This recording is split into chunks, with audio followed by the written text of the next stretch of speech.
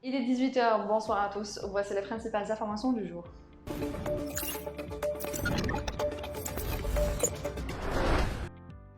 Seul un dialogue direct entre le Front Polisario et le Royaume du Maroc, dans un esprit de respect et d'engagement authentique, pourrait ouvrir la voie à un véritable espoir de construire une paix durable dans la région, a déclaré le représentant permanent de l'Algérie auprès des Nations Unies, Sofiane Mimouni, dans une missive envoyée au président du Conseil de sécurité, Martin Kimani, et dont le chef de l'ONU a été rendu destinataire. La mission d'Algérie à New York a réagi vivement au format de négociation dit de table ronde, suggéré dans le dit projet. L'Algérie n'a jamais considéré ces tables rondes comme le format ultime pour la conduite du processus politique au Sahara occidental, mais plutôt comme une étape de transition vers des négociations entre le Royaume du Maroc et le Front Polisario, expliquait la délégation algérienne.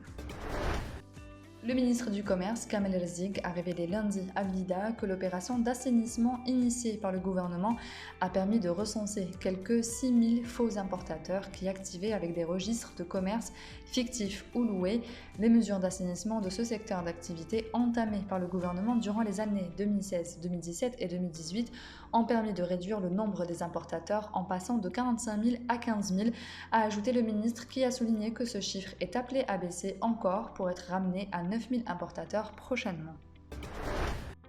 La direction de la jeunesse et des sports de la wilaya de Blida organise à partir d'aujourd'hui, 26 octobre, une campagne de vaccination anti-Covid-19 au profit du grand public sportif et en particulier les supporters des Verts à l'occasion de l'ouverture de la nouvelle saison footballistique 2021-2022 et en prévision de la rencontre de la sélection nationale contre le Burkina Faso le mois de novembre prochain, annonce la Fédération algérienne de football dans un communiqué. Cette opération, qui durera une semaine, aura lieu au niveau de l'annexe du stade du Cheikh Moustapha Chaker de Blida sous le slogan « Nous sommes vaccinés » afin de soutenir l'équipe nationale. La Confédération africaine de football a décidé de reporter à une date ultérieure la rencontre retour Soudan-Algérie, comptant pour l'avant-dernier tour des éliminatoires de la CAN Total Energy 2022 au Maroc. Cette décision intervient suite à la récente situation politique au Soudan et sur le fondement des rapports reçus des officiels du match, indique le communiqué de la CAF qui précise que les conditions actuelles ne permettent pas d'organiser le match comme prévu. La CAF suit de près la situation et s'efforce de faire en sorte que la sélection nationale et les officiels du match puissent regagner leur pays respectif en toute sécurité.